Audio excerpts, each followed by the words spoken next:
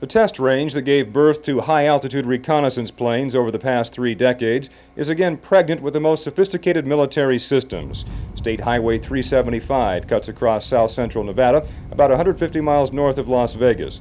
From the road can be seen the Groom Mountains and the jumbled hills, which obscure the Groom Dry Lake Bed, the heart of Area 51, perfect topography for the nation's most secret proving ground. High-level civilian sources speculate on a number of projects that may be underway at Area 51.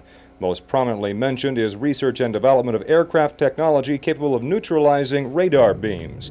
The Pentagon will not release photographs of planes utilizing the so-called stealth technology, but the consensus of aviation experts is that when it becomes operational before the end of the decade, it will look something like the flying wing developed 35 years ago, at least in the bomber configuration. Stealth technology, often thought to be earmarked for the new bomber, can be used on almost any type of plane.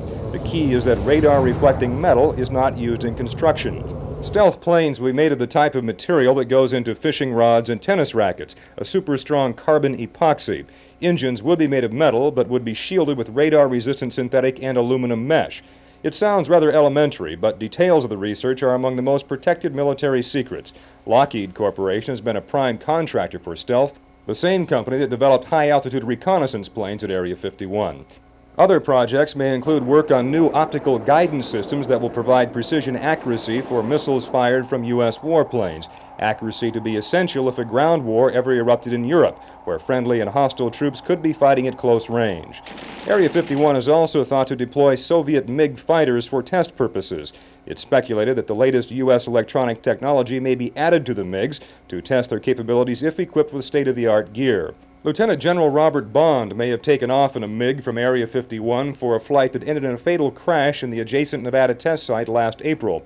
Because of Area 51's near-total seclusion, it reportedly was the training site for U.S. commandos who unsuccessfully tried to free U.S. hostages in Iran in 1980.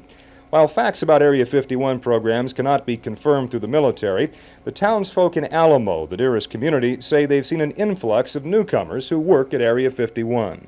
It's a fine line that Lincoln County residents must walk when dealing with the Air Force. They recognize the military spending can be a substantial boost to the local economy. They also know the military can be a threat to more traditional revenue sources.